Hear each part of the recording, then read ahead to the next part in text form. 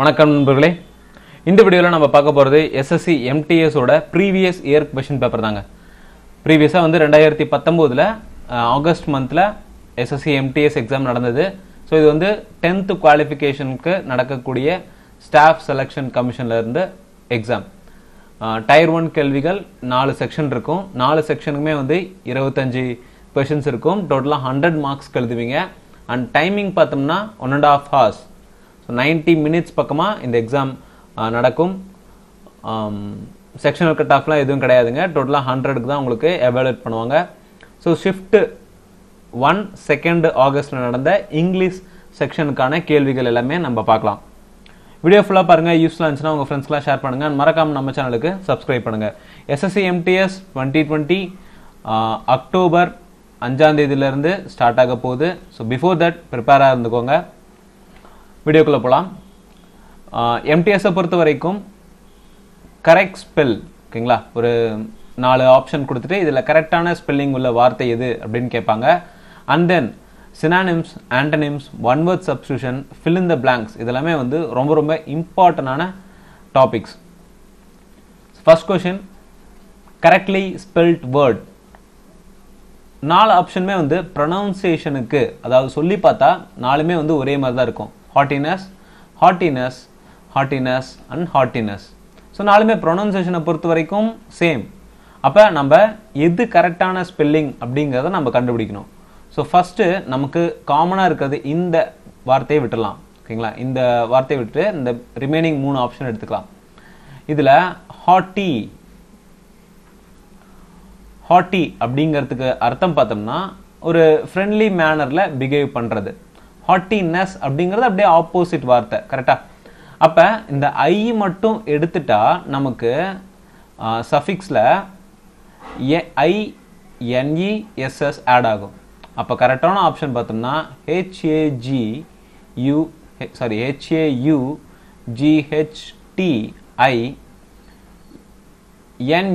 HAUGHTINESS. So option C, option C தான் வந்து நமக்கான கரெக்டான ஆன்சர். ஹாட்டினஸ் அப்படிங்கிறதுக்கான அர்த்தம் பார்த்தோம்னா அன்ஃப்ரெண்ட்லி பிஹேவியர் அப்படின்னு சொல்லுவோம். அடுத்து இது ரொம்ப ஈஸியான வார்த்தை, கிராமர். எது கரெக்டான ஸ்பெல்லிங்காக வரும்? ஸோ கண்டிப்பாக 2 M வரும் அப்படின்னு நமக்கு தெரியும். So first option, second option விட்டுலாம். இந்த தேர்ட் அண்ட் ஃபோர்த்தில் பார்த்தோம்னா 2 M வருது. ஆனால் டிஃப்ரென்ஸ் பார்த்தோம்னா ERAR. ஸோ இதில் எதாக இருக்கும்? So grammar. ஸோ மோஸ்ட்லி என்ன பண்ணுவாங்க, கன்ஃபியூஸ் ஆகிறது MER தானே வரும் அப்படின்னு நினைப்பாங்க. பட் கிராமரோட ஸ்பெல்லிங் GRAMMAR. சி தான் வந்து கரெக்டான ஆன்சர். அடுத்து ஒரு ஃபில்லிங் த பிளாங்க்ஸ் கொஷின். Her parents always dash her in her studies. Option பார்த்தோம்னா encouraged, interested, impressed, expected. Encourage அப்படிங்கிறது வந்து அவளுக்கு ஒரு சப்போர்ட் கொடுக்குற மாதிரி அர்த்தம். அடுத்து இன்ட்ரெஸ்ட் அப்படின்னா அவங்களும் ஒரு இன்ட்ரெஸ்டாக இருக்காங்க, ஒரு அட்டென்ஷனாக இருக்காங்க, அந்த சப்ஜெக்ட் மேலே ஒரு ஈர்ப்பாக இருக்காங்க அப்படிங்கிறது இன்ட்ரெஸ்ட் அப்படின்னு சொல்லுவோம்.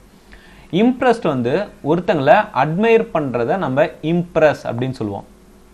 இம்ப்ரெஸ்ட்னா வந்து ஒருத்தங்களை அட்மையர் பண்ணுறது, ஒருத்தங்களை ஈர்க்கும் வகையில் செய்யக்கூடிய எந்த ஒரு ஆக்ஷனாக இருந்தாலும் அது இம்ப்ரெஸ் அப்படின்னு சொல்லலாம். எக்ஸ்பெக்டட், எதிர்பார்க்கிறது.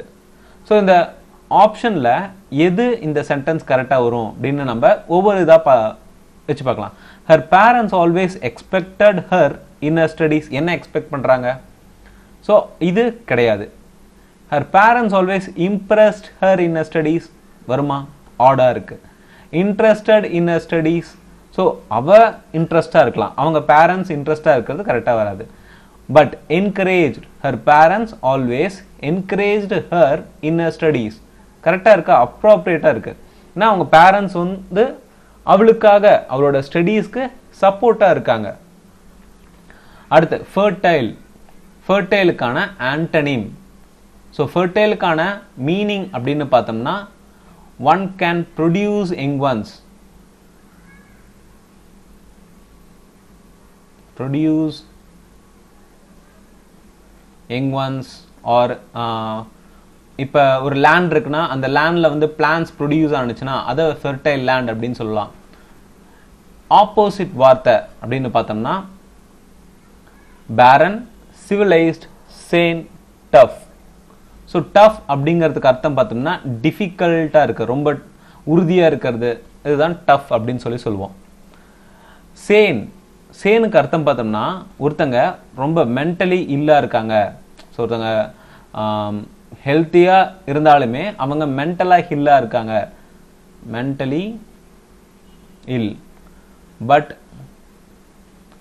ஹெல்த் வைஸ் பார்த்தோம்னா நல்லா ஹெல்த்தி மைண்டாக தான் இருக்காங்க. சிவிலைஸ்ட் அப்படிங்கிறதுக்கு அர்த்தம் பார்த்தோம்னா ஒருத்தங்க ஆர்கனைஸ்டாக ஒரு வேலையை செய்கிறாங்க, டெவலப்டு ஸ்டேஜில் இருக்கக்கூடியவங்க நம்ம சிவிலைஸ்ட் அப்படின்னு சொல்லுவோம். அண்ட் பேரன், பேரன்ங்கிற வார்த்தை வந்து ஒரு ஸ்ட்ரைட்டான ஆப்போசிட் வார்த்தை, அன்ஃபெர்டைல், அன்ஃபெர்டைல் ஆர் இன்ஃபெர்டிலிட்டி இன்ஃபெர்டைல் அப்படின்னு சொல்லுவோம். ஸோ பேரன்ங்கிறது தான் வந்து கரெக்டான அப்ராப்ரியேட் ஆன்டனிம். நெக்ஸ்ட், ஸோ இது வந்து ஒரு ஒன் வேர்ட் சப்ஸ்டியூஷன். கொடுத்துருக்க சென்டென்ஸ்க்கு பதிலாக ஒரு ஒன் வேர்டில் நம்ம சொல்லணும்.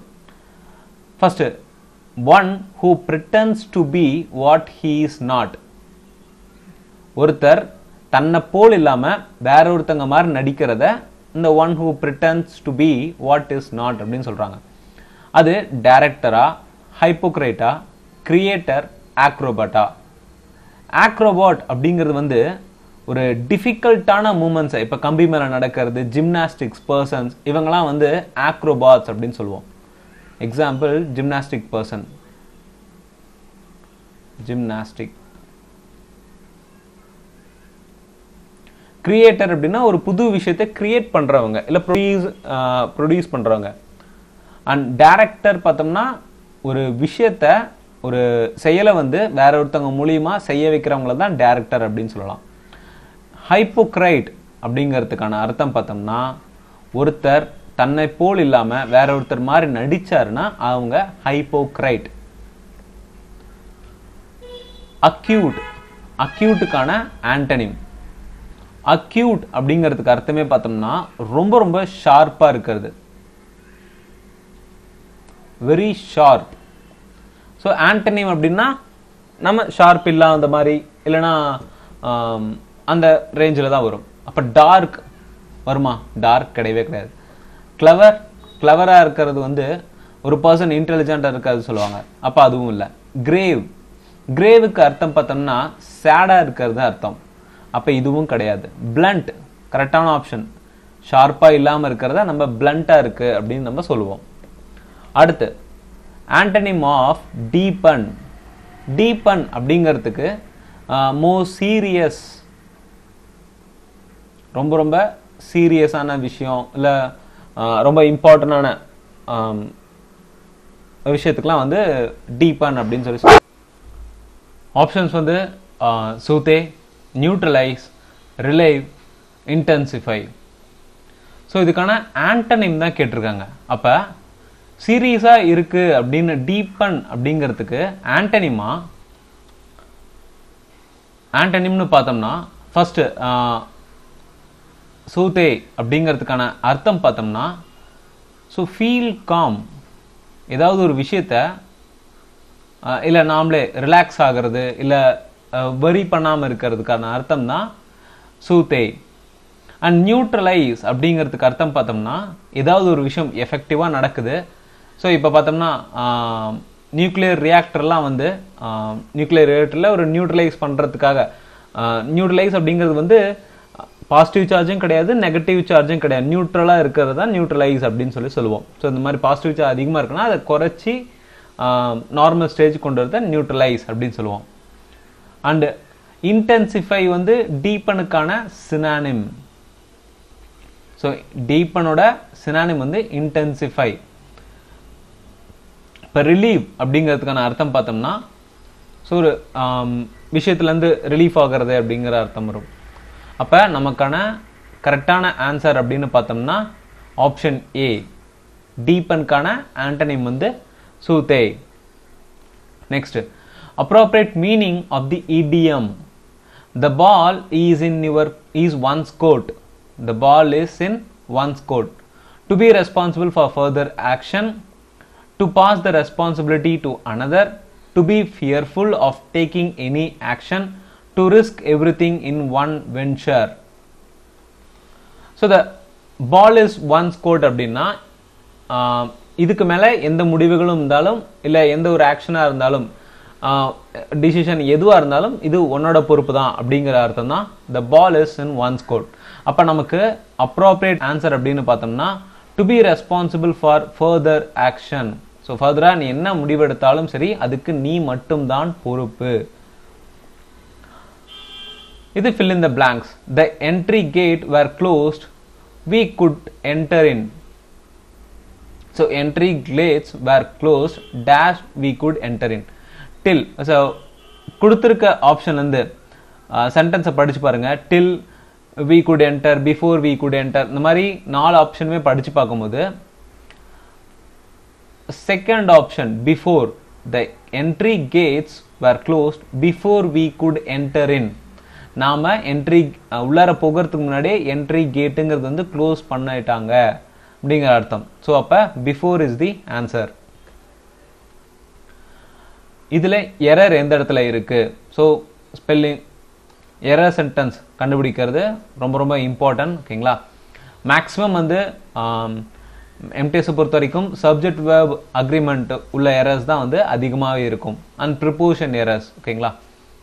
I told the tailor to made a new dress for me. So இந்த சென்டென்ஸில் எது தப்பாக இருக்கு அப்படின்னு பார்த்தோம்னா ஸோ இதில் verb error தான். ஸோ verb அப்படின்னு பார்த்தோம்னா to made. இந்த made அப்படிங்கிறது வந்து V2 சென்ஸில் இருக்கு. அப்போ நமக்கு V1 சென்ஸான மேக்கில் தான் இருக்கணும். I told the tailor to make a new dress for me. to made வராது. ஸோ நான் அப்போ எனக்கான எரர் பார்த்தோம்னா ஆப்ஷன் சி டு மேட்ல தான் இருக்கு. And then the lady standing in the corner is fat. The lady standing in the corner is fat. So இதில் subject verb argument subject வெர்பில் ஏதாவது ஒரு எரர் இருக்கா அப்படின்னு பார்த்தோம்னா இல்லை. ப்ரிப்போஷன் பெருசாக ஒன்றும் இல்லை. ஸோ ஒரு லேடி கார்னரில் நிற்கிறாங்க, அவங்க கொஞ்சம் குண்டாக இருக்காங்க, ஃபேட்டாக இருக்காங்க. ஸோ அப்போ இதில் நோ எரர். ஒரு பர்சனை டினோட் பண்ணும்போது கார்னர் பக்கத்தில் எந்த ஒரு ப்ரப்போஷனும் வராது. ஒருவேளை ஒரு எம்டி ஸ்பேஸ் இல்லை ஒரு பொருள் மென்ஷன் பண்ணுறாங்க அப்படின்னா இந்த கார்னர் ஆஃப் பில்டிங், இந்த corner of some space related, இடம் ரிலேட்டடாக எந்த ஒரு விஷயம் வந்தாலும் இந்த கார்னர் ஆஃப் அப்படிங்கிற ப்ரிப்போஷன், ஆஃப்ங்கிற ப்ரிப்போஷன் கார்னருக்கு மேட்சாக வரும். ஓகேங்களா? இது ஒரு பர்சனை தான் நம்ம டினோட் பண்ணுறோம். So please tell the story in a nutshell. So இந்த சென்டென்ஸ் இம்ப்ரூவ்மெண்ட் டைப். இதில் பார்த்தோம்னா இன் எ நட்ஷெலுக்கு பதிலாக எந்த ஒரு சென்டென்ஸை போடலாம்? At a nutshell, in the nutshell, in nutshells, no improvement. So இதுல ஆன்சர் பார்த்தோம்னா no improvement. in a nutshell அப்படிங்கிறது வந்து ஒரு phrase. So phrase and idioms ரொம்ப ரொம்ப important. in a nutshell அப்படிங்கிறது வந்து ஒரு phrase. So அது கரெக்டாக தான் இருக்கு. ஸோ அப்போ no improvement. இது ஒரு sentence improvement question. He did not like the novel, nor did I. So இது வந்து ஒரு கொஷின் டேக் டைப்பில் வருது. ஸோ ஃபஸ்ட்டு பார்த்தோம்னா நமக்கு நெகட்டிவ்ல சென்டென்ஸ் வந்துச்சுன்னா அண்ட் கமா போட்டு நார் டிட் ஐல வந்து பாசிட்டிவ்ல வரணும். ஸோ அதே மாதிரி பாசிட்டிவ்ல வந்திருக்கு. ஓகே, பட் பர்சனை டினோட் பண்ணுறது அப்படிங்கிறது வேர்புக்கு அப்புறமா தான் வரணும். நார் டிட் ஐ, நார் ஐ டிட் வராது, நார் டிட் ஐ வரும். ஓகேங்களா? ஸோ பார்த்தோம்னா am I a king? So இதில் பார்த்தோம்னா ஃபர்ஸ்ட் வேர்பன்ட்டு அடுத்ததாக தான் சப்ஜெக்ட் வரும். அப்போ இங்கே அதே மாதிரி தான் நார் ஐ டிட் வராது, நார் did I. Clear? a place where nuns live and work. Convent, dormitory, hostel, quarter. So quarter அப்படிங்கிறது வந்து ஷெல்டருக்கான ஒரு இடத்த நம்ம குவார்ட்டர் அப்படின்னு சொல்லுவோம். ஹாஸ்டல் அப்படிங்கிறது வந்து ஏதாவது ஒரு இன்ஸ்டிடியூஷனில் பீப்புள்ஸ் வந்து தங்குறாங்க அப்படின்னா அது ஹாஸ்டல். டார்மிட்டரி அப்படின்னு பார்த்தோம்னா ஸ்லீப்பிங்கான room. So room for sleeping அப்படின்னு சொல்லுவோம்.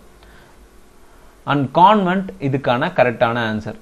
கான்வென்ட்ல தான் வந்து நன்ஸ் இல்லைன்னா ரிலீஜியஸ் சம்பந்தமான பர்சன்ஸ் ஒரு இடத்துல தங்கி, இல்லை ஒரு ரிலீஜியஸ் சம்பந்தமான ஒரு கம்யூனிட்டிலாம் வந்து ஒரே இடத்துல தங்கி அந்த ரிலீஜியஸ் பற்றி தெரிஞ்சுக்கிறாங்கன்னா அந்த இடத்தோட பேர் கான்வென்ட். நன் மட்டும் இல்லை, அதாவது கிறிஸ்டியானிட்டி பொறுத்து தான் இங்கே நன்ஸ் அப்படின்னு சொல்லியிருக்காங்க. நன்ஸ் மட்டும் இல்லை, எந்த ஒரு ரிலீஜன் ஆகட்டும் இல்லை லோக்கல் கம்யூனிட்டி பீப்புள் ஆகட்டும், அவங்க ஒரு இடத்துல தங்கி அதை பற்றி படிச்சாங்கன்னா அது வந்து convent. Error sentence. It was not possible for we to understand her. So இந்த இடத்துல பார்த்தோம்னா எந்த பாயிண்ட்ல எரர் வருது அப்படின்னு பார்த்தோம்னா, it was not possible for us. So it was not possible for us வரணும், பட் வீன்னு இருக்கு. அப்போ எனக்கான சென்டென்ஸ் எரர் பார்த்தோம்னா ஃபர்ஸ்ட் ஆப்ஷன் ஃபார் வீக்கு பதிலாக அஸ்ன்னு வரணும். Dash you like some water? Fill in the blank question. Do, would, shall, can. So do you like some water? வராது. இது ஏன்னா past tense ரிலேட்டட்ல இருக்கு. ஸோ past ஃபார்ம்ல தான் இருக்கு. அப்போ நமக்கு எய்தர் ஸோ past ஃபார்ம்ல இருக்கு அண்ட் பொலைட்டா கேட்குற மாதிரி இருக்கு. அப்போ நமக்கு would you like some water அதுதான் கரெக்டாக இருக்கும். ஸோ would அப்படிங்கிறது பார்த்தோம்னா நமக்கு ஏதாவது ஒரு விஷயம் பாஸ்ட்ல ரிலேட்டடாக இருந்தாலோ இல்லை ஒருத்தர்கிட்ட நம்ம பொலைட்டா ஏதாவது கேட்டாலோ அதை வந்து நம்ம வுட்ல தான் மென்ஷன் பண்ணுவோம். ஓகேங்களா? அண்ட் தென் சினானிம், கரேஜுக்கான சினானிம். கரேஜ் அப்படிங்கிறது வந்து ஸ்ட்ராங்காக இருக்கிறது அப்படிங்கிறதுக்கான அர்த்தம். So meekness, valour, humility, timidity. Meekness அப்படிங்கிறது வந்து மாடரேட்டாக இருக்கிறதுன்னு அர்த்தம். மாடரேட் அண்டு கொஞ்சம் ஸ்ட்ரென்த் இல்லாமல் இருக்கிறது அது மீக் அப்படின்னு சொல்லுவோம். And then valour. So valour is correct. கரேஜுக்கான சினானிம் வார்த்தை பார்த்தோம்னா வேலர். அண்ட் ஹியூமிலிட்டி, ஹியூமிலிட்டிக்கான அர்த்தம் பார்த்தோம்னா ஹம்பிளாக இருக்கிறது. ஒரு பர்சன் வந்து ரொம்ப பணிவாக இருக்காங்க, ரெஸ்பெக்ட்ஃபுல்லாக இருக்காங்கன்னா அவங்க ஹியூமிலிட்டி. ஓகேங்களா? அண்ட் டிமிடிட்டி, ஒருத்தங்களுக்கு தைரியம் இல்லாமல் இருந்தாலோ இல்லை செல்ஃப் கான்ஃபிடன்ஸ் இல்லாமல் இருந்தாலோ less in courage and less in self confidence, அந்த பர்சனை நம்ம டிமிடிட்டி அப்படின்னு சொல்லுவோம். Fill in the blanks question. We must start now dash it will be too late until, unless or but. So இந்த சென்டென்ஸில் பார்த்தோம்னா நம்ம சீக்கிரமாக போகணும், இல்லைன்னா லேட் ஆயிரும், ரொம்ப லேட் ஆயிரும் அப்படிங்கிற அர்த்தம் தான். அப்போ நமக்கு until it will be too late வருமா? வராது. unless கிடையாது. ஆர் பட், இதில் தான் ரெண்டு ஆப்ஷனில் தான் நமக்கு சான்சஸ் இருக்கு. பட் அப்படின்னு போடுறோம்னா நமக்கு ஏதாவது எக்ஸ்பெக்ஷன் கேஸ் தான் இருக்கணும். அவன் செய்வான், ஒரு விஷயத்தை அவன் செய்வான், பட் அவனுக்கான ஒரு பிரதிபலனா ஏதாவது கேட்பான் அப்படிங்கிற ஒரு எக்ஸப்ஷன் இருந்தால் மட்டும்தான் அந்த மாதிரி பட் போட முடியும். ஸோ ஆர் இதுக்கான கரெக்டான வார்த்தையாக இருக்கும். we must start now or it will be too late. ஓகேங்களா? நெக்ஸ்ட், ஸோ இந்த டாபிக் ரொம்ப ரொம்ப இம்பார்ட்டன்ட். 5 மார்க்ஸ் வந்து இந்த மாதிரி பேராகிராஃபில் நம்ம fill in the blanks பண்ணுற மாதிரி இருக்கும். ஓகேங்களா? ஸோ ஃபஸ்ட்டு பேராகிராஃபை படித்து பார்த்துருங்க. படிச்சுட்டு அதுக்கப்புறம் ஒவ்வொரு ஆப்ஷனாக ஈஸியாக சால்வ் பண்ண ஆரம்பிங்க. Humanity can be dash as the quality of being human, the peculiar nature dash man by which he distinguished dash other beings. Being human dash not mean that an individual possesses humanity. One of the dash outstanding examples of extraordinary humanity in a human being has been portrayed beautifully by Mother Teresa. So இது வந்து ஒரு சின்ன paragraph தான். இதில் எல்லாமே வந்து maximum ப்ரிப்போஷன்ஸ் conjunction அந்த மாதிரி தான் இருக்கும் எம்டிஎஸை பொறுத்த வரைக்கும். சிஹெச்எஸ்எல் சிஜிஎல் எடுத்துட்டா ஒரு வேர்டுக்கான இதாக வரும். பட் எம்டிஎஸ் எடுத்துட்டா கன்ஜெக்ஷன்ஸ் இல்லை ப்ரிப்போஷன்ஸ் ஃபில் பண்ணுற மாதிரி தான் இருக்கும். ஸோ ஃபஸ்ட்டு பார்த்தோம்னா first dash humanity can be dash as the quality of being human. So இந்த இடத்துல டிஃபைன், டிஃபைனிங், டிஃபைன்டு, டிஃபைன்ஸ் இந்த 4 ஆப்ஷனில் ஏதாவது ஒன்றா தான் இருக்கணும். அப்போ நமக்கு சென்டென்ஸ் படித்து பார்ப்போம். சென்டென்ஸ் பார்த்தோம்னா ஒரு பாஸ்ட் ரிலேட்டட் தான் வருது. ஹியூமனிட்டியை ஒருத்தங்க அது என்னன்னு சொல்கிறாங்க as a quality of being human. அப்போ டிஃபைன் பண்ணுறாங்க. நம்ம என்ன சொல்லுவோம்? Humanity can be defined as the quality of being human. And then so இங்கே வந்து define as the quality of being human, the peculiar nature dash man, the peculiar nature of man, peculiar nature of man, by which he distinguished dash other beings. Distinguished அப்படின்னு வந்துட்டாலே நமக்கு எதுலையாவது இருந்து பிரித்து காட்டுறாங்க அப்படிங்கிற அர்த்தம் தான் ஆகுது. Distinguished along வருமா? வராது. Distinguished for கிடையாது. டிஸ்டிங்விஷ்ட் பை அப்படிங்கிறது பார்த்தோம்னா ஏதாவது ஒரு கேரக்டரை வச்சு பாகுபாடு பார்த்தாங்கன்னா அது டிஸ்டிங்விஷ்ட். ஓகேங்களா? பட் இங்கே பார்த்தோம்னா ஹியூமனிட்டி எதுலேருந்து பிரித்து பார்க்குறாங்க அப்படிங்கிறது தான் வருது. So distinguished from other beings. Being human dash not mean that an individual possesses humanity. So மனிதராக இருந்தால் ஒவ்வொருத்தருக்கும் ஹியூமனிட்டிங்கிறது இருக்கணும் அப்படிங்கிற அவசியம் கிடையாது அப்படிங்கிற சென்டென்ஸ் தான் இது. அப்போ நமக்கு being human had not mean வருமா சென்டென்ஸில்? ஸோ வரல. அப்போ does not mean that an individual possess humanity வருமா? வரும். ஸோ அப்போ humanity does not mean that an individual possesses humanity. It's a right form. And fifth dash, one of the dash outstanding examples. So இது கொஞ்சம் கஷ்டம். ஏன்னா one of the அப்படின்னு வரும்போது இங்கே ஹையஸ்ட் டிகிரி,